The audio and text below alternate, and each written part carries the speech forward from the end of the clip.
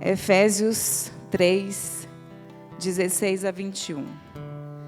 Peço a Deus que, segundo a riqueza da sua glória, conceda a vocês que sejam fortalecidos com poder, mediante o seu Espírito, no íntimo de cada um. E assim, pela fé, que Cristo habite no coração de vocês, estando vocês enraizados e alicerçados em amor. Isso para que, com todos os santos, vocês possam compreender qual é a largura, o comprimento, a altura e a profundidade, e conhecer o amor de Cristo, que excede todo o entendimento, para que vocês fiquem cheios de toda a plenitude de Deus. Ora, aquele que é poderoso para fazer infinitamente mais do que tudo o que pedimos ou pensamos, conforme o seu poder que opera em nós, a Ele seja a glória na Igreja e em Cristo Jesus, por todas as gerações, para todos sempre. Amém. Ó Senhor, Deus amado, Pai querido, muito obrigada, Senhor, por ter nos reunido aqui nesse quartel espiritual, Senhor. Senhor, tira de nós, Senhor, toda distração, tira de nós tudo que não te agrada e coloque em nós, Senhor, pensamentos e atitudes de obediência, de amor, que nós sejamos curadas, Senhor, daquilo que nós estejamos precisando, cada uma aqui, Senhor. Que esse culto seja dirigido pelo Teu Espírito, Senhor, e que encontre corações com terras férteis, Senhor Jesus, para receber a palavra. Nos revista de toda a armadura de Deus. Em nome de Jesus, assim eu oro. Amém. Vamos erguer a nossa voz em adoração a Ele, diga: a Ele a glória.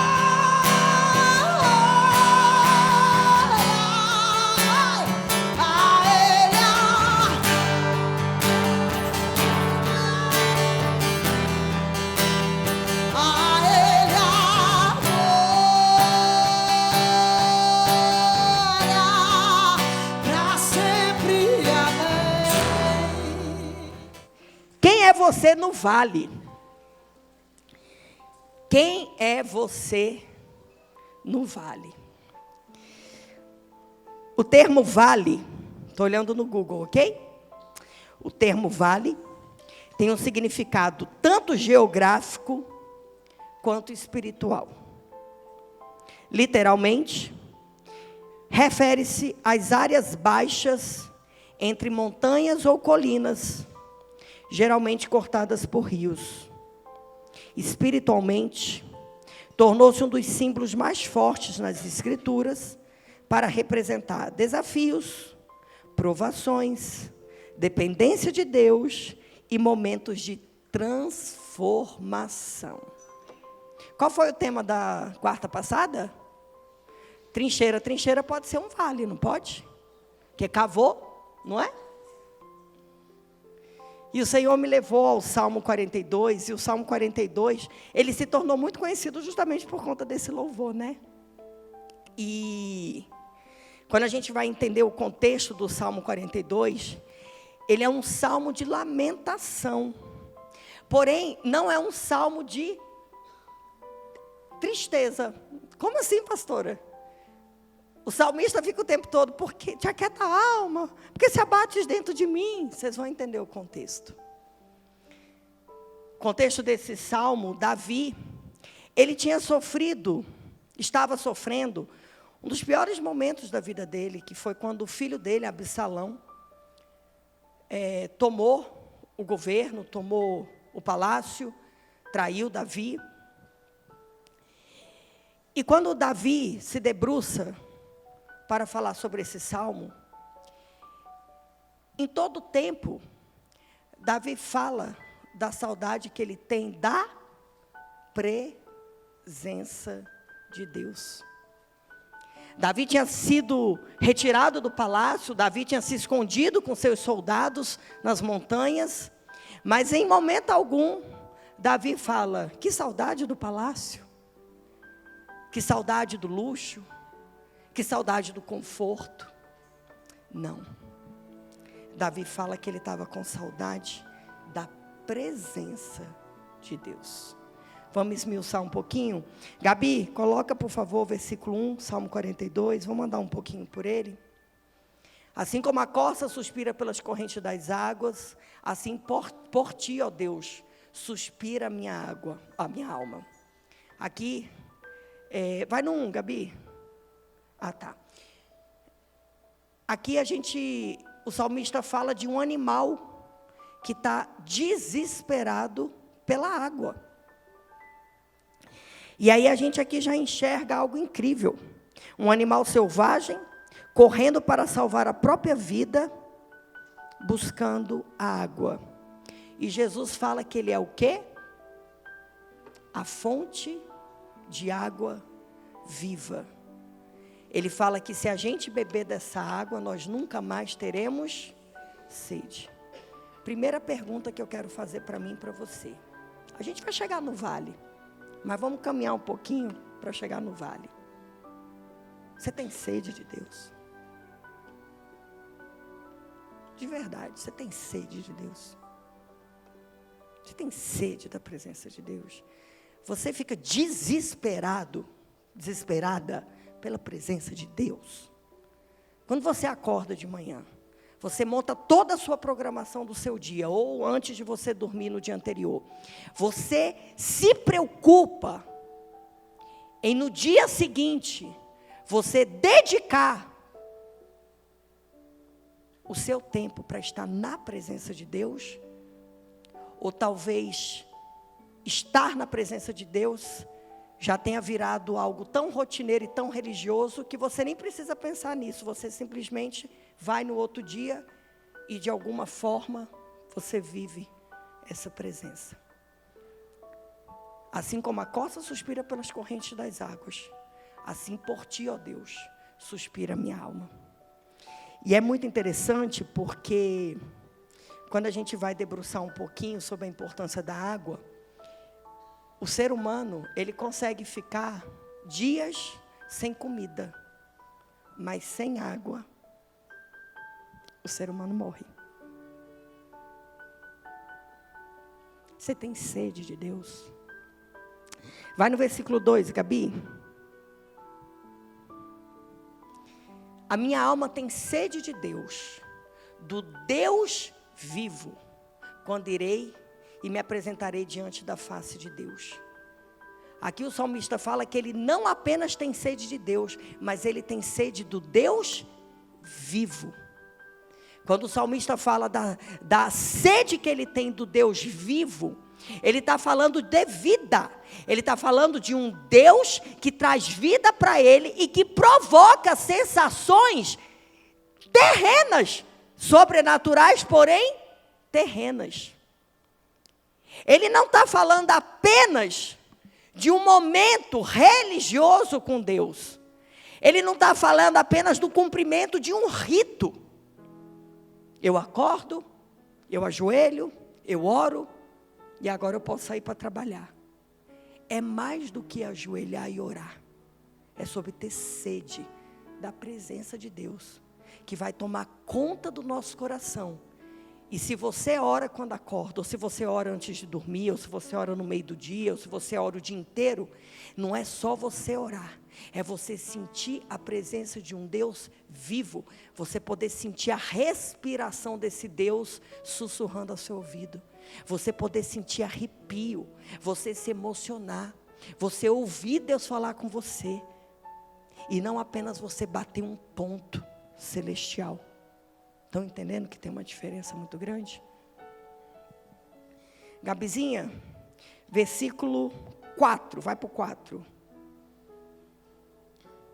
No versículo 4 o salmista fala: lembra-me destas coisas e dentro de mim se derrama a minha alma, de como eu passava com a multidão de povo e os guiava em procissão à casa de Deus, entre gritos de alegria e louvor, multidão em festa.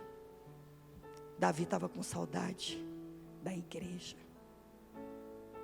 Davi estava escondido. E ele estava com saudade da igreja. Ele estava com saudade da comunhão. E mais uma vez eu repito, ele não estava com saudade do palácio. Ele estava com saudade da igreja. Ele estava com saudade dos irmãos. Ele estava com saudade dos cânticos de alegria. Ele estava com saudade daquilo que a gente viveu aqui agora. A gente dançando na presença de Deus. Se alegrando na presença de Deus.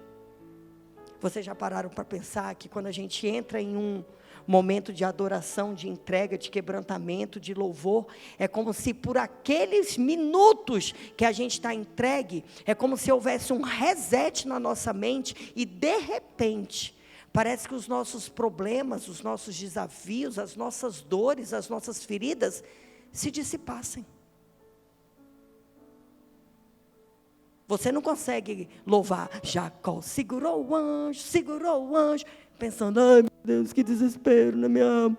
De repente, você começa a entoar cânticos de adoração ao Senhor, cânticos de guerra, cânticos proféticos, cânticos de quebrantamento, cânticos de arrependimento. E ali naquele momento a tua alma se joga na presença de Deus. E ali naquele momento você tem aquele momento especial de ter a sua alma restaurada. Nem que seja por 30 minutos. Davi estava com saudade disso, igreja. Davi estava com saudade da comunhão da igreja. Davi estava com saudade da alegria do povo de Deus. Que coisa linda, né? Isso é muito forte. Eu fiquei tão impressionada hoje, lendo esse salmo, meditando nele. Porque em momento algum Davi fala do palácio, Dani. Claro, ele não fala nada, ele não fala da comida do palácio, ele não fala dos servos do palácio, ele não fala da cama maravilhosa que ele devia ter, ele era um rei, gente. Não, ele fala da presença e do corpo. Vai para o 5.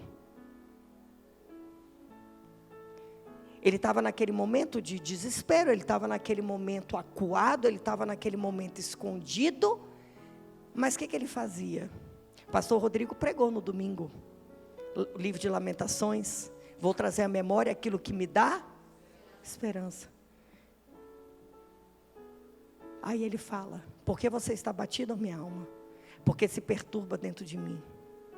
Aí ele traz a esperança, ele renova a mente dele. Espere em Deus, pois ainda louvarei a Ele, meu auxílio e Deus meu. O que Davi estava fazendo? Renovando a esperança, renovando a mente dele. Vai para o 9. Pergunta a Deus, minha rocha, por que te esqueceste de mim? Por que hei de andar eu lamentando sob a opressão dos meus inimigos? Mas ele pergunta, volta lá no 9, Gabi. Ele pergunta a Deus, que é o que dele? O que é rocha? Rocha é fundamento. Rocha é alicerce. Igreja. É como se Davi falasse, Deus, você é tudo para mim.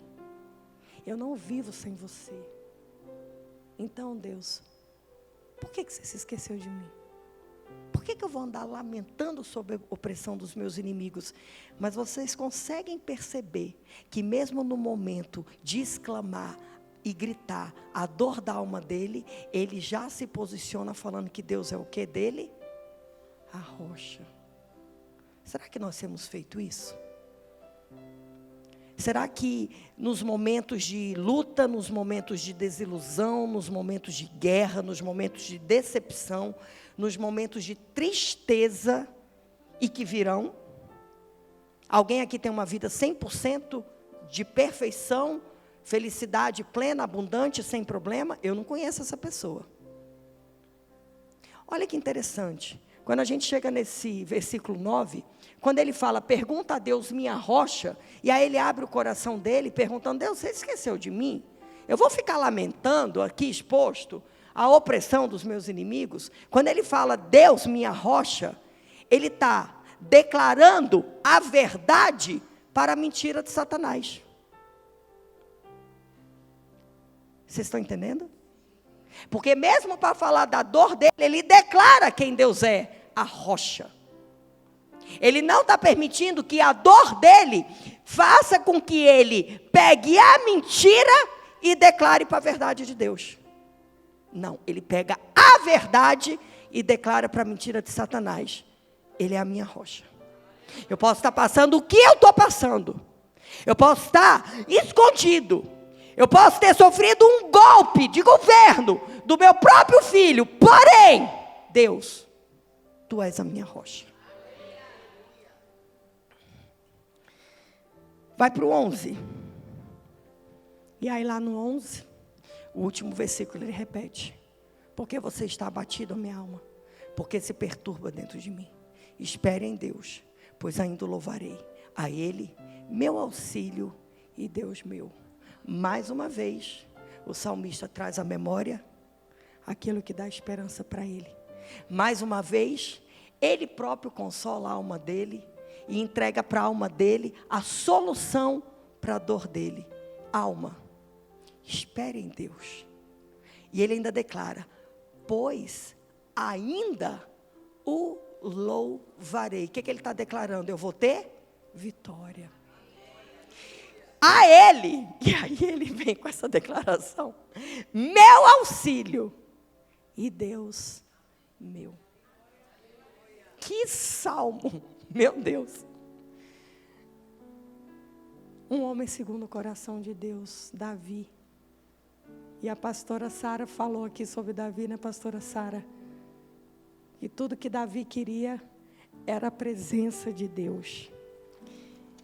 E aí eu escrevi, mostrei para a Lu, que a primeira frase que eu escrevi sobre o Salmo 42, a pastora Sara tinha acabado de falar, ela trouxe uma outra passagem do rei Davi, e ela tinha acabado de falar que tudo que Davi ansiava era a presença de Deus. E a primeira frase que eu escrevi no meu caderninho hoje, Salmo 42, tema especial desse salmo, ansiar pela presença de Deus.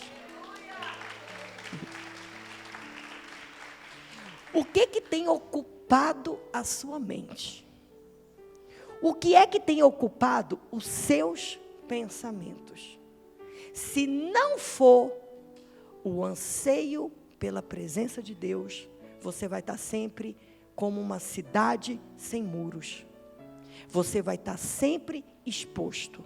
Você vai estar sempre entregue. Você vai oscilar como as ondas do mar.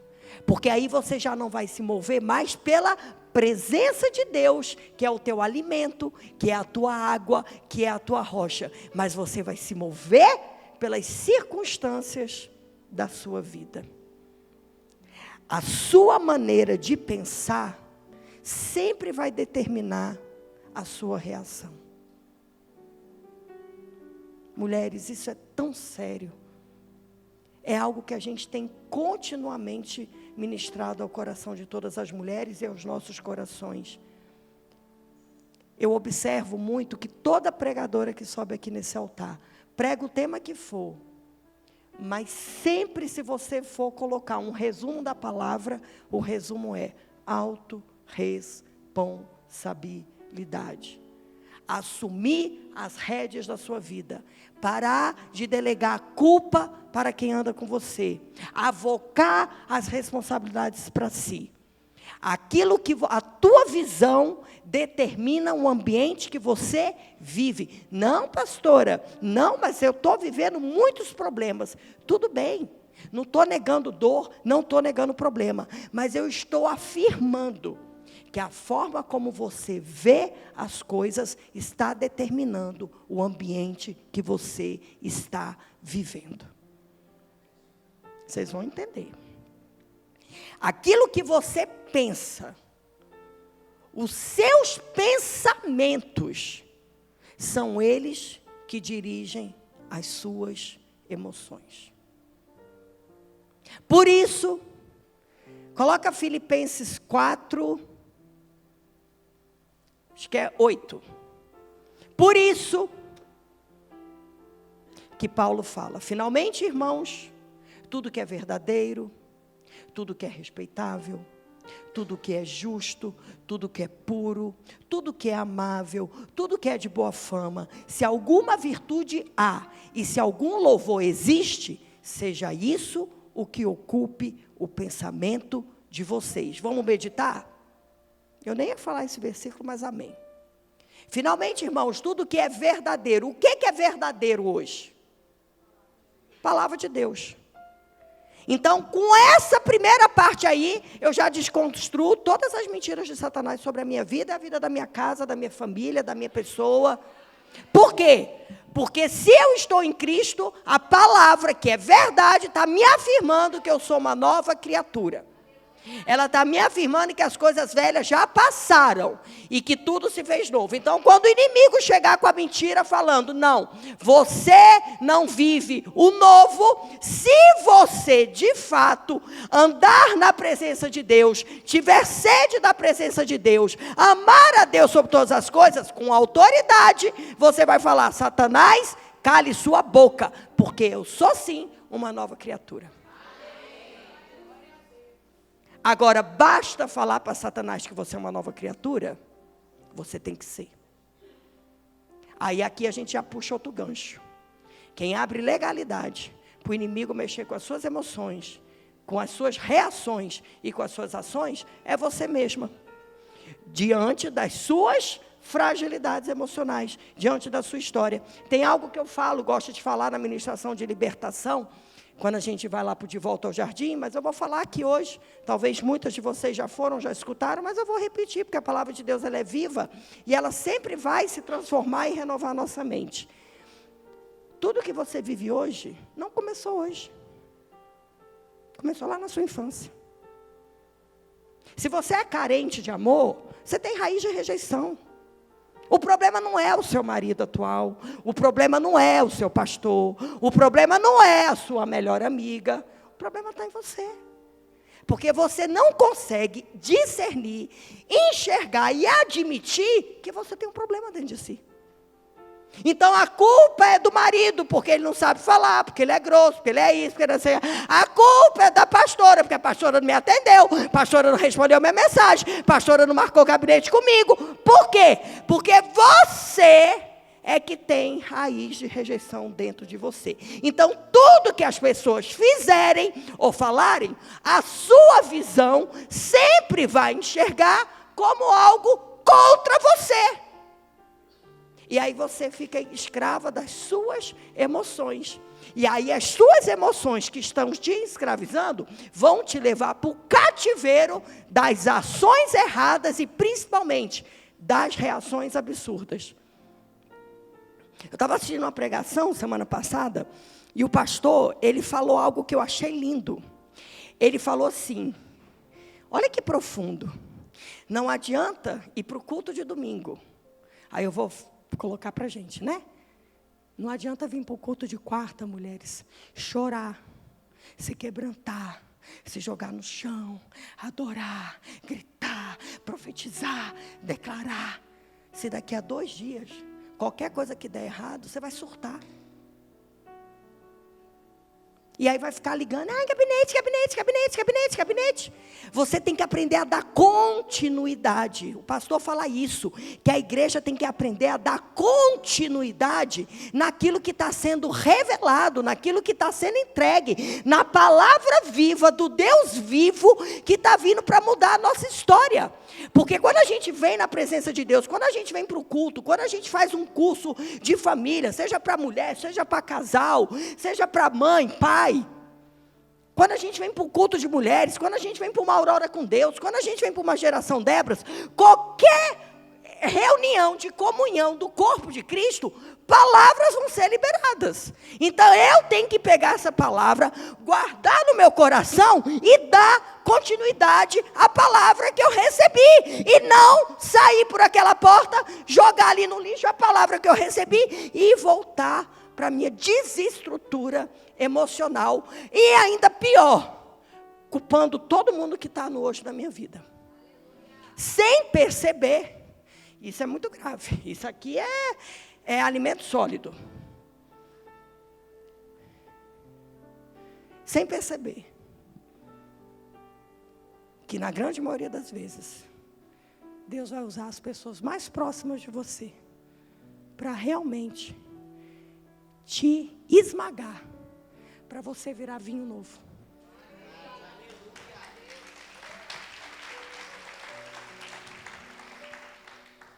Hoje eu recebi um rios, até mandei para a Mari, né? Não sei quem foi que me mandou, acho que foi minha irmã que me mandou. Alguém me mandou esse rios. Foi a Clá? Não. Você mandou um rios hoje?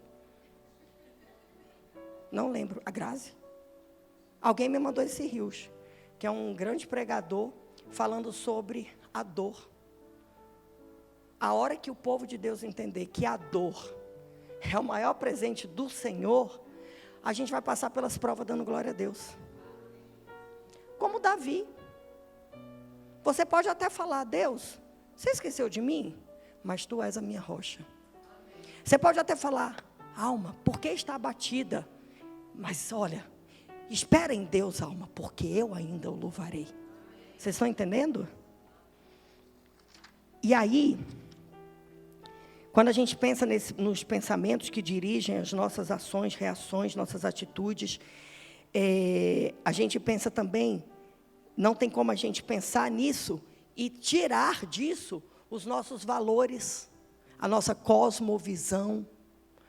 A nossa cosmovisão, o que é cosmovisão? Cosmovisão é a lente através do qual a gente enxerga o mundo.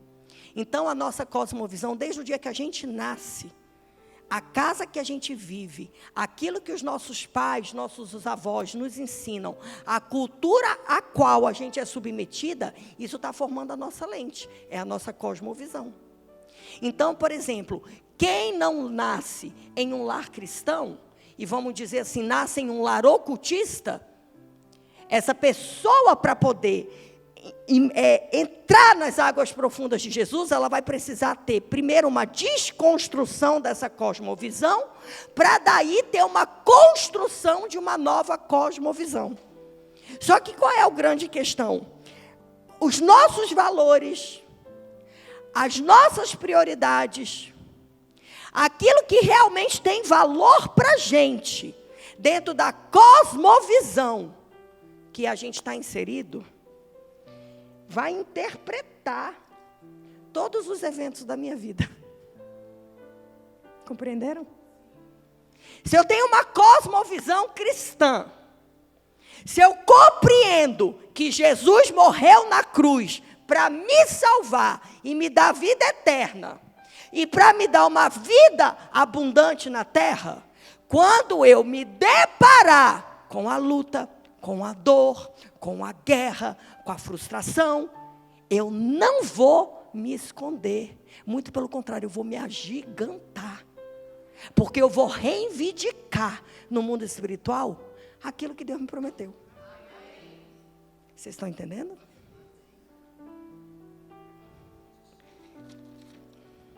A palavra de Deus, gente, caminhar com Jesus é viver na contramão do mundo. É viver na contramão do mundo. É realmente, sabe, tomar as rédeas da nossa vida e decidir a cada momento que tipo de mulher que eu quero ser.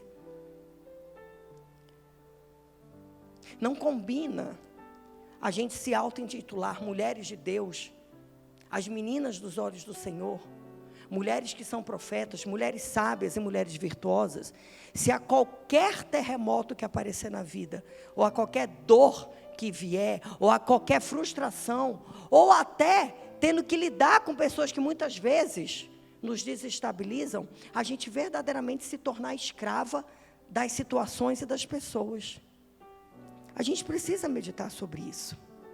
Então, quando a gente chega nesse lugar dos valores das pessoas, dos princípios das pessoas, da cosmovisão da pessoa, eu, como pastora, entendi algo hoje. Eu até escrevi aqui. Qual é o grande desafio de um pastor, de um pregador da palavra de Deus? É que não vai depender apenas daquilo que eu vou pregar, da palavra que eu vou entregar. Vai depender de como quem está ouvindo vai receber e vai interpretar. Então a gente mais uma vez volta para o lugar da autorresponsabilidade. Que tipo de pessoa eu quero ser diante dos vales da vida? Vocês estão entendendo? Hoje é uma pregação para raciocinar, para refletir e para pensar, amém? E aí, algo veio ao meu coração. Quando a gente vai lá em Ezequiel 37, que tem aquela passagem que eu amo, sou apaixonada. Eu acho que depois da minha palavra rema, é a palavra que eu mais amo. E é o louvor que eu também, é um dos meus 5 top. O vale de ossos secos, né? Sobre o vale de ossos secos, faz um exército se levantar. É lindo, né? Das não tratadas, vem restaurar e curar. E quando a gente vai meditar no vale de ossos secos, lá em Ezequiel, a gente começa a compreender que não é sobre o vale, é sobre o tipo do profeta que está olhando para o vale.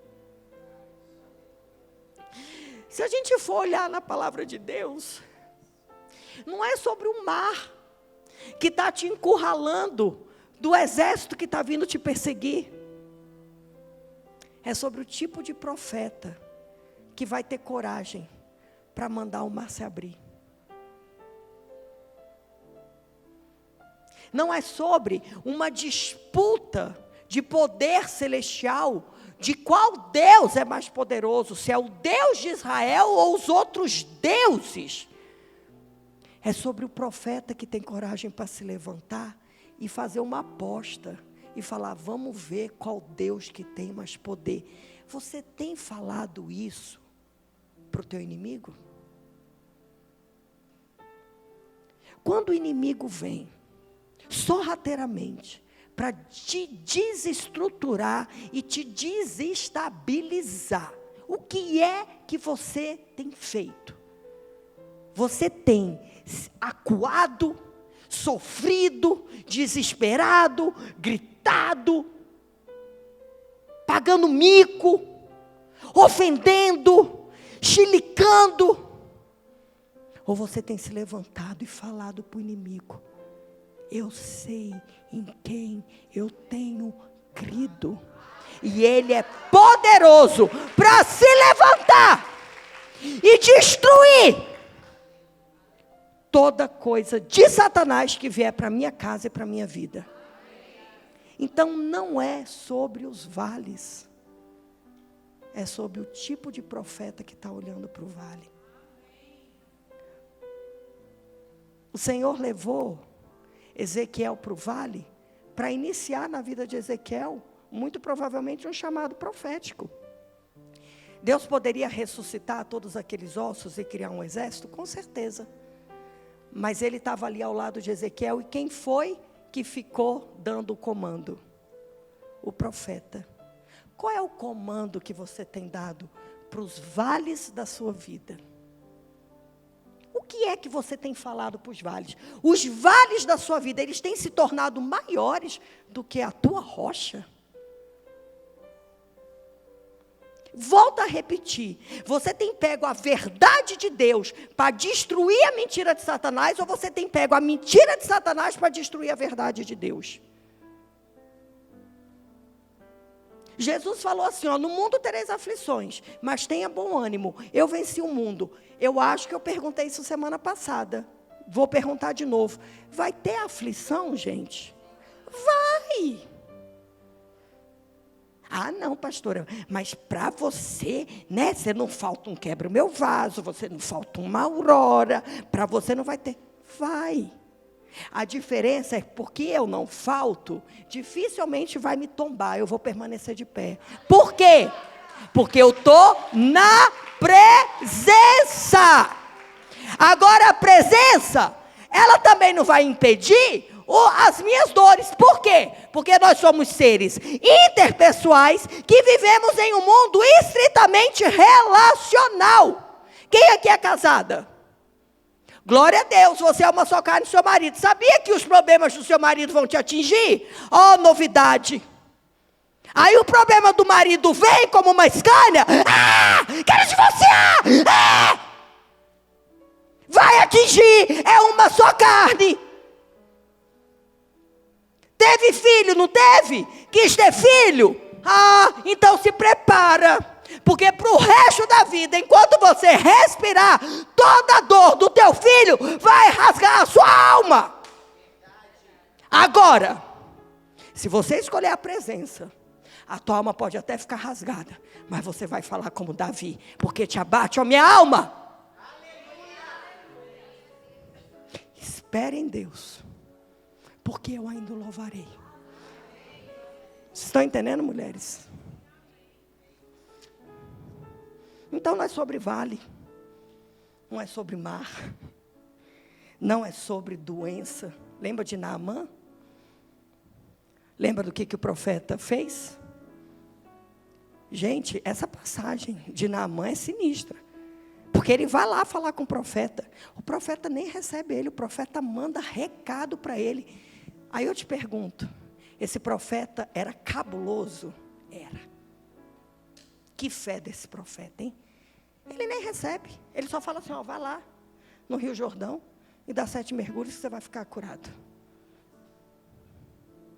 Então não é sobre doença que chega, é sobre o profeta que vai determinar quantos mergulhos você vai dar para ser limpo da doença.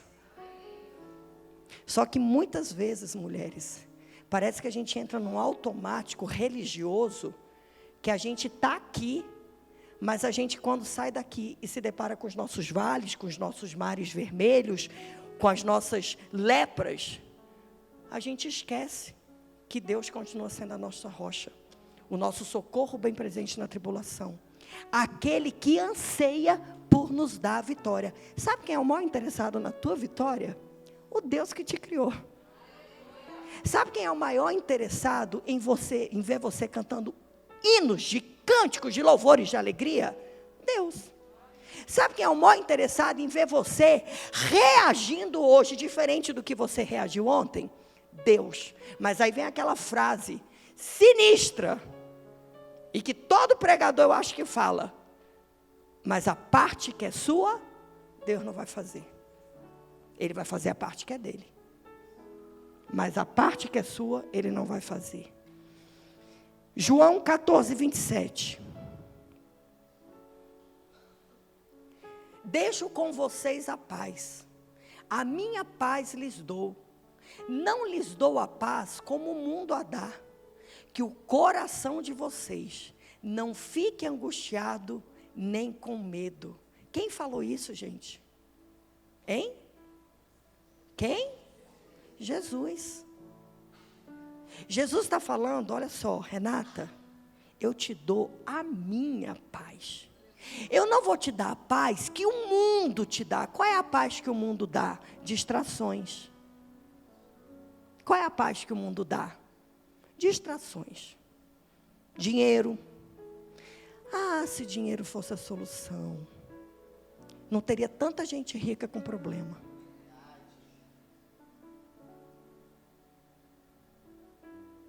Aí eu te pergunto, se Jesus está te dando a paz dele, por que a tua alma está tão inquieta e abatida? Quem é que você está dando autoridade para tirar a sua paz? O inimigo? Satanás? Vou repetir. Você está pegando as mentiras de Satanás para afundar as verdades de Deus. Porque a verdade é que Ele está falando que Ele vai dar para a gente a paz que é dele. E a paz que é dele, lembra do outro versículo? Ela excede todo. O que é uma paz que excede todo entendimento? É que vai além de circunstâncias. Eu não me movo mais por circunstância. A minha paz não depende da minha vitória. A minha paz depende da presença de Deus.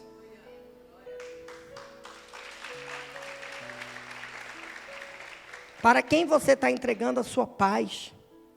Quem ou o que tem conseguido tirar a paz que Jesus mesmo está te dando? E se a gente for voltar lá no Salmo 42, não precisa voltar não, Gabi. Meu Deus, é um salmo de lamentação em paz. Por isso que eu falei que é um salmo de lamentação sem tristeza.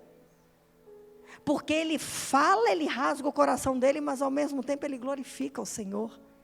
Ele expõe a dor dele, mas ao mesmo tempo ele fala, Senhor, mas Tu é a minha rocha. Ele fala do desespero da alma dele, mas ao mesmo tempo ele fala: espero em ti, porque eu ainda te louvarei. Então, mesmo diante de toda a dor, de toda a circunstância que abatia a alma, ele tinha certeza da vitória. Nós precisamos ter certeza da vitória. Porque se nós não tivermos certeza da vitória, quando Deus nos levar diante dos vales de ossos secos das nossas vidas, nós não vamos conseguir profetizar vida. Nós vamos profetizar morte. Quantas vezes nós estamos declarando morte? Quantas vezes as nossas almas estão decretando falência, porque a gente não consegue calar, porque a gente não consegue recuar, porque a gente não consegue se prostrar, porque a gente está com a cabeça tão tumultuada. E o Senhor está lá, batendo a porta. Cara, tem umas coisas em Deus que me impressionam muito. Eu me lembro quando eu escutei a palavra rema da minha vida. Eu é que sei que pensamentos que têm a vosso respeito, diz o Senhor, pensamentos de paz e não de mal, para vos dar o fim que desejais. Então me invocareis, passareis a orar a mim e eu vos ouvirei. Buscar-me-eis e me achareis, quando me buscareis de todo o vosso coração. Aí a próxima frase de Deus é a que mais me impacta nesse versículo. Porque eu vejo o tamanho da humildade dele e da vontade dele de ser achado por mim.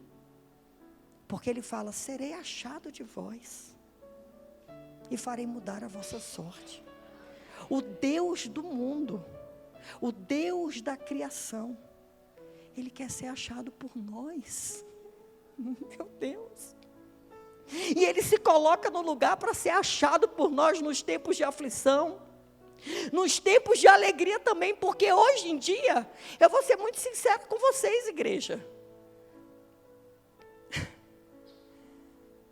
Parece que é no tempo da dor que vocês voltam. Então, glória a Deus pela dor.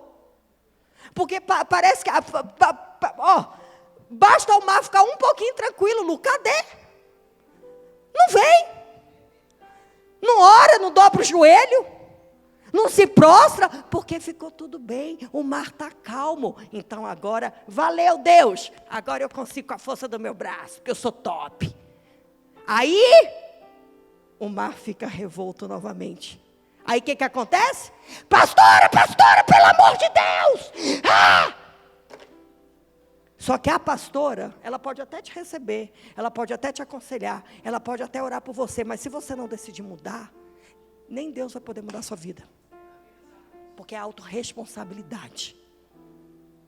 É mudança de mente. Renovar a sua mente para que você experimente a boa, agradável e perfeita vontade de Deus. É sobre arrependimento. Eu tenho meditado muito nisso, mulheres. Eu vou falar algo para vocês do fundo do meu coração. E eu vou dar uma dica para vocês pensarem até quarta-feira que vem.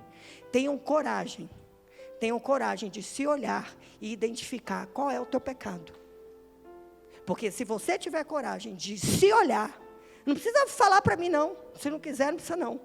Mas se você quiser jogar a reputação na cruz, aí me fala, melhor ainda, né? Porque confessar os pecados um para os outros para ser curado, está na Bíblia.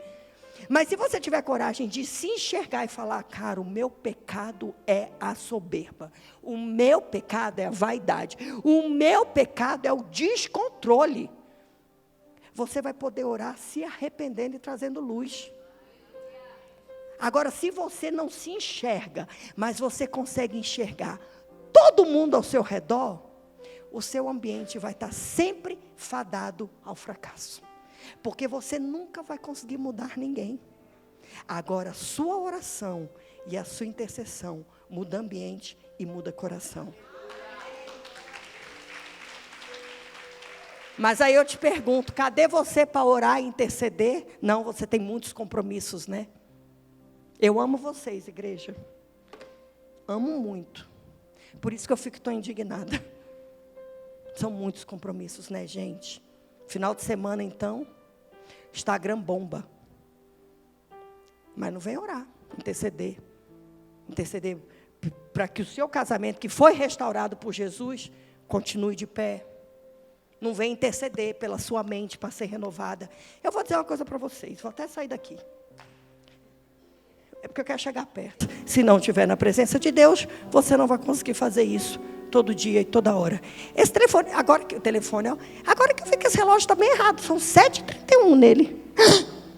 São 9h13, 7h31 no relógio. Eu falei, não, mas não é possível. Está começando o culto agora. Vamos caminhar para o fim.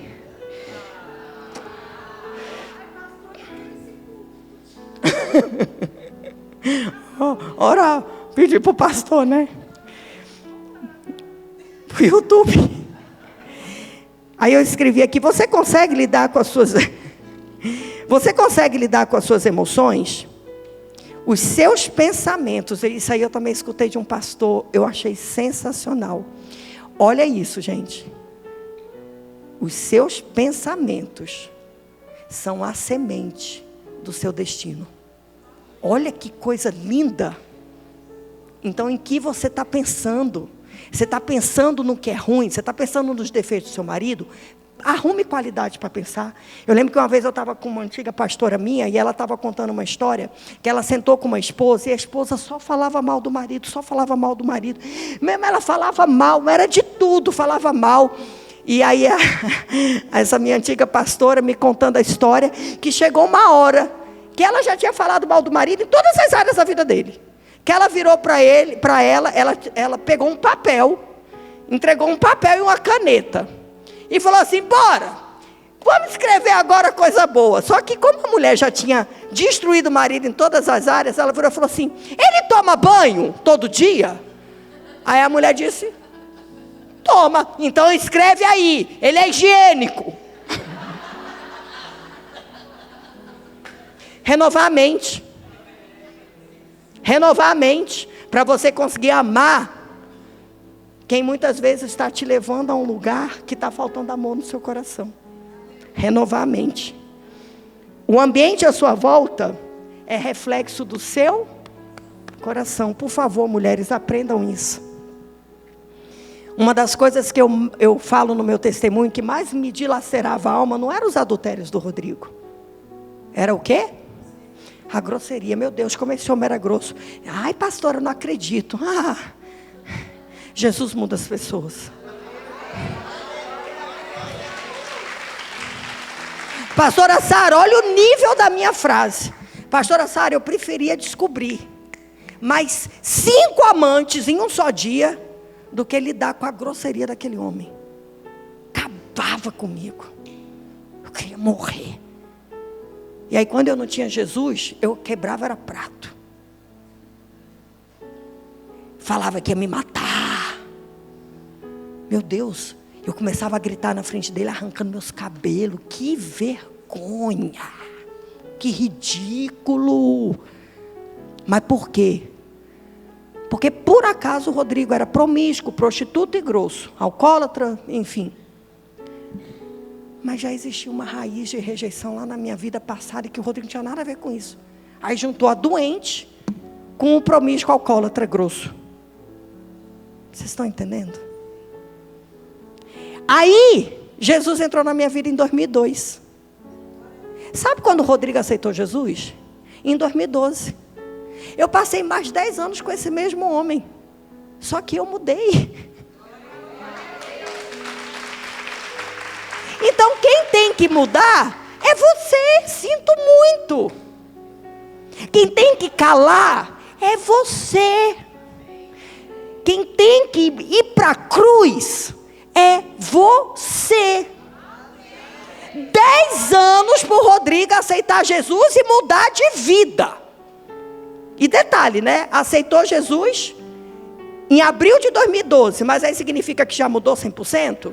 Então eu não sei nem calcular quanto tempo ainda teve, né? Mas eu encontrei Jesus. Eu me prostrei na cruz.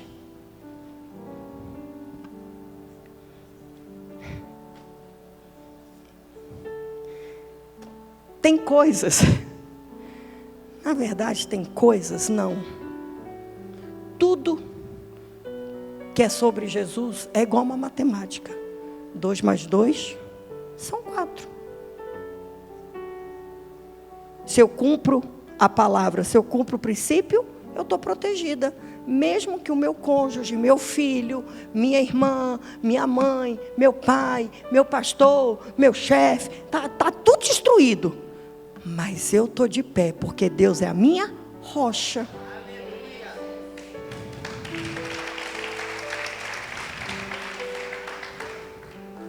A nossa realidade exterior é reflexo daquilo que nós nutrimos dentro de nós e daquilo que nós acreditamos. Se o meu coração é doente, a minha realidade exterior vai ser o quê? Doente. Se eu sou carente, alguém vai ser capaz de suprir o amor? Não. Eu vou sempre cobrar amor. Se eu tenho raiz de rejeição e amargura, eu sempre vou achar que você tem algo contra mim. Cara, é matemático, 2 mais 2 são 4. Simples assim. Quando a gente estava lá na IFO, a gente estava tendo uma aula, né, do prumo divino. Cara, eu amei isso, amei. Leve isso para a sua casa. Se você tem raiz de rejeição, você vai eclodir sempre na rebelião. Parou para pensar?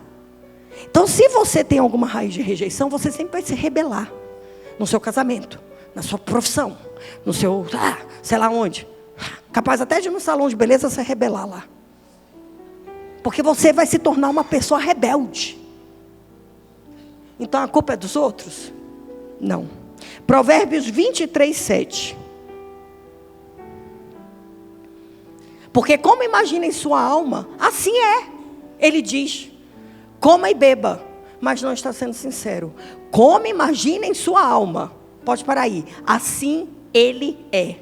O que eu imagino de mim, eu sou.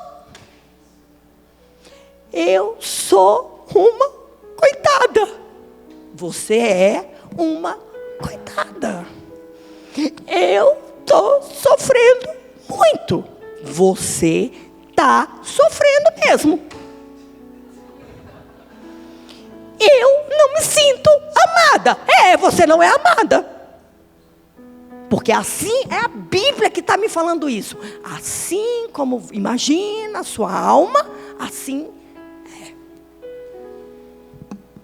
Nossos padrões de pensamentos se tornam os decretos da nossa vida. Cara, se eu não mudar, eu não mudo nada. Se eu não mudar, eu não mudo nada. E eu vou viver em cativeiro. Eu não vou ser livre. E foi para a liberdade que Cristo nos chamou.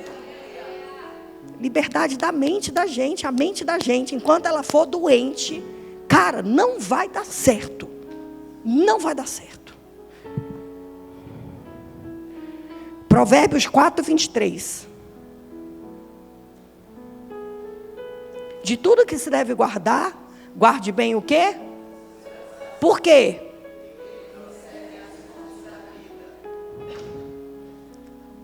A minha vida, o meu dia, o meu destino, o meu propósito, tudo vai começar no meu coração. Por isso que eu tenho que guardar ele. Eu tenho que guardar o meu coração. Guardar meu coração. Guardar meu coração dos pecados daqueles que convivem comigo, que ainda não foram libertos. Eu tenho que guardar o meu coração das dores que podem vir, porque se eu não guardar meu coração, as dores vão me engolir. E aí eu vou acabar abandonando ao Senhor. Eu tenho que guardar o meu coração no dia mau, para eu não vir a desanimar. Eu tenho que guardar meu coração o tempo todo, porque senão eu vou ser uma panela de pressão, prestes a explodir. Quem aqui já passou por essa situação da panela de pressão explodir? Eu já passei por isso. Eu estava cozinhando feijão preto, é horrível, né, Lô? Misericórdia, o barulho, você tem certeza que você até chegou no céu, né? Que é um barulho ensurdecedor. Mas pior do que o barulho é você olhar para a sua cozinha e ela estava toda preta. Que desespero, o teto estava preto. Imagina eu alcançar o teto para limpar o teto. E o dia que a panela de pressão explodiu, o Rodrigo ainda era velha criatura. Eu ainda estava tensa, falando, vou levar uma bronca, vai me matar. porque explodiu a panela de pressão aqui, estava tudo sujo, ele ia chegar para almoçar. Cara, uma pessoa sem domínio próprio, uma pessoa sem fruto do Espírito, ela é uma panela de pressão, cozinhando feijão preto, vai explodir. Vai melecar tudo. Aí vem aquela frase do pastor Rodrigo, que eu amo, e que se tornou uma estratégia de sobrevivência para mim. Que é o que ele costuma falar muito nos cursos, quando a gente ministrava casados, ele falava muito isso, e ele costuma ministrar isso de altar. Pega o elásticozinho, puxa lá na frente. Antes de você explodir, puxa o elásticozinho lá na frente, vê se você vai dar conta da sua explosão. Ai, muito magoada com meu marido, vou explodir. Tá, se ele sair de casa, você vai dar conta?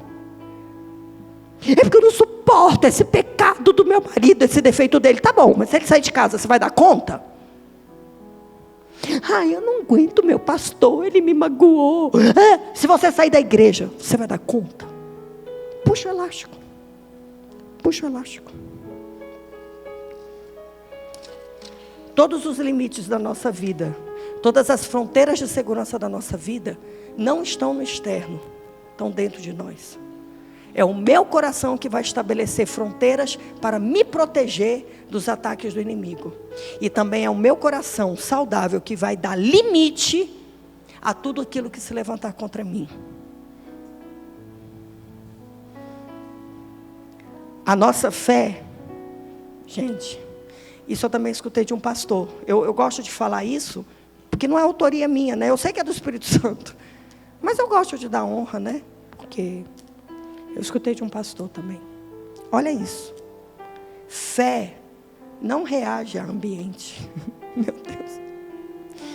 A minha fé, ela cria o ambiente. Meu Deus. Que ambiente você tem criado? E quando eu falo de fé, eu estou falando daquilo que os meus olhos ainda não vê. Você tem decidido viver como? Num ambiente criado pelas circunstâncias da sua vida, ou no ambiente criado pela fé, que te assegura, através do Deus que é a tua rocha. Quem te viu passar pela prova e não te ajudou, quando vê você na bênção, vai se arrepender. Sabor de mel. Nunca mais tinha escutado esse louvor, pastora. Na época da minha prova, nos anos que eu orava pelo Rodrigo, eu amava. Aí eu cantava, quem te viu passar na prova e não te ajudou? E chorava. E ficava, a minha vitória tem sabor de mel. Tem sabor de mel. Deus quer usar a nossa boca como estratégia de gerar milagres. Essa semana eu me vi diante de uma profeta. Todos os vales que apareceram, ela viu nascer um exército. Ela não viu só ossos. E foi a Dani do Jonatas. Vem aqui, Dani. Por favor. Mãozinha levantada, Dani. Eu não estou vendo a sua mão levantada. Ela está abaixada. Já pode abaixar? Ah, ela está levantada, tá bom.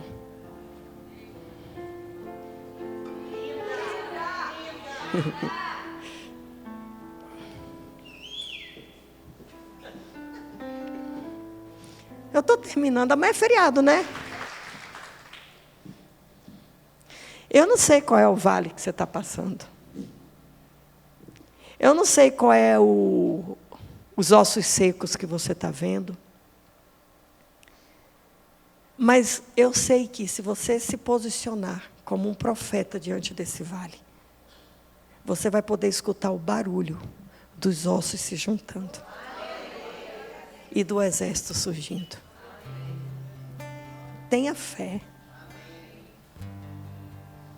Se apaixone pela presença de Deus. Ame estar em comunhão com o corpo de Cristo. Decida participar. Decida orar. decida interceder. Decida profetizar, decida declarar.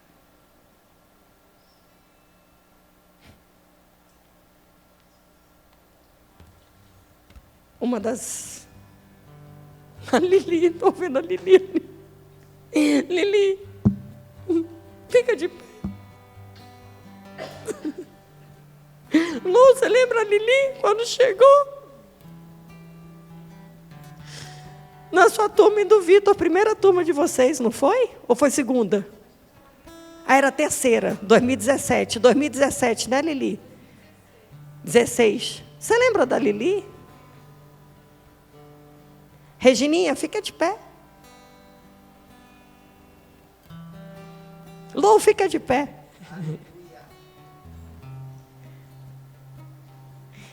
Regininha inspirou e trouxe. Lu viu chegar. E hoje, Lili, eu recebi um áudio de 1 minuto e 10 segundos. Da Lica, que é a líder da turma que você está como treinamento. A Lica mandou um áudio, Regininha e Lu, de 1 minuto e 10 segundos. Chorando. Glorificando a Deus pela sua vida, Lili. Pelo seu posicionamento, por tudo que você ministrou ao coração daquelas mulheres ontem. E enquanto a Lica falava, eu estava preparando essa palavra. E aí me veio ao coração, porque para a honra e glória do Senhor, eu também sei as lutas que você já enfrentou, porque você também me procurou. Segunda-feira eu não vim para ir pelegado. Rodrigo chegou em casa super, acho que era 2 e pouca da manhã mais uma vez, porque ele disse que foi uma das maiores pelegados da vida dele, com Luiz e Lili, e Glédice e Amandinha. A Amandinha ainda está aqui? Ela estava aqui, não sei se ela ainda está. Foi lá fora?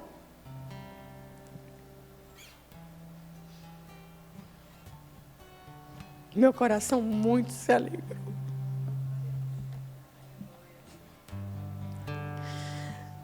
Tudo que a Lili queria era o Luiz na presença. E ela se humilhou. Ela perdoou muito. Ela morreu para si. E o Luiz hoje está aqui. Não perde mais um culto. Não perde aí pelegado. E está caminhando lado a lado com você, Lili. Glória a Deus pela sua vida. E eu poderia aqui, se nós tivéssemos tempo, pedir para muitas mulheres se levantar. Culto passado, dei um pouco do testemunho da Andressa. Eu poderia pedir para muitas mulheres se levantar. A Bruninha do Miguel está ali.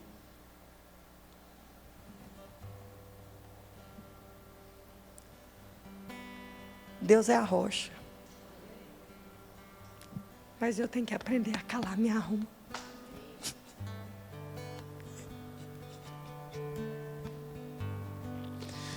E eu só vou conseguir calar minha alma se a presença de Deus for tudo que eu quero para mim.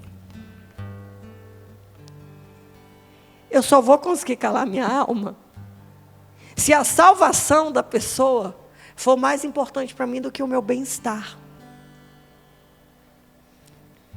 Eu só vou conseguir calar minha alma se eu entender que eu preciso morrer todos os dias para preservar um lar estruturado para os meus filhos, ainda que os meus olhos só vejam desestrutura. Mas é porque eu já sei que tudo o que eles vão ser no futuro está dependendo de tudo que eles estão vivendo no presente.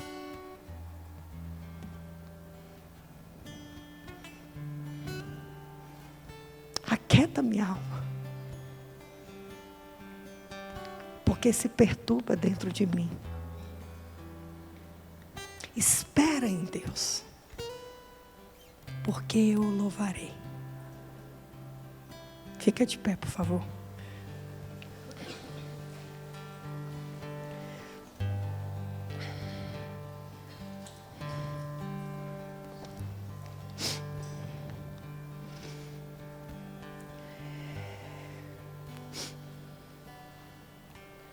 Gabizinha, põe o Salmo 42, versículo 11.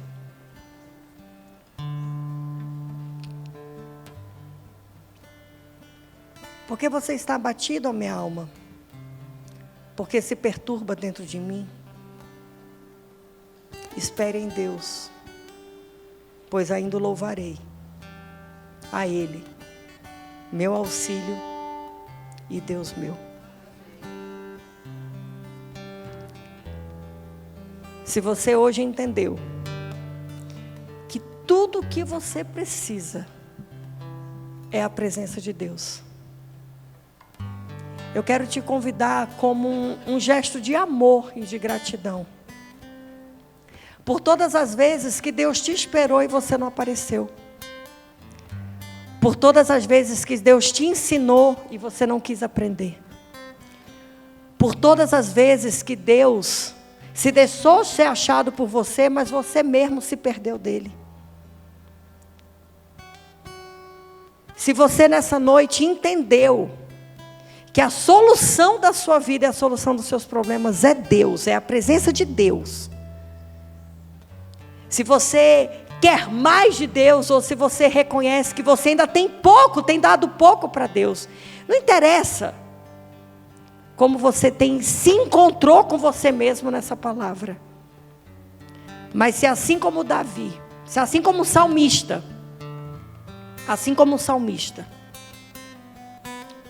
se você hoje quer declarar para a sua alma, volta lá, Gabi. Porque você está abatido, ó minha alma. Porque se perturba dentro de mim.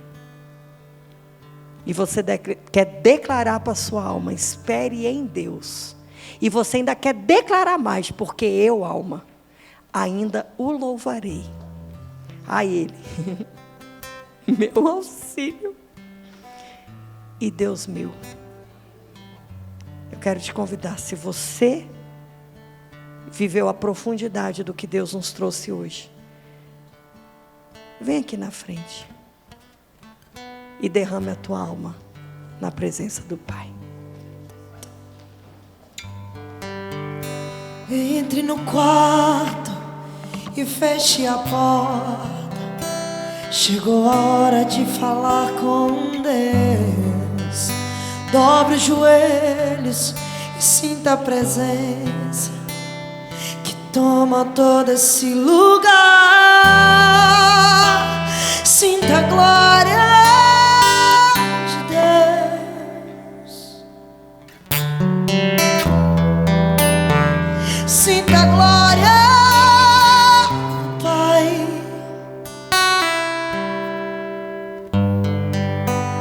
Não se detenha se as lágrimas rolar e as batidas do seu coração acelerar.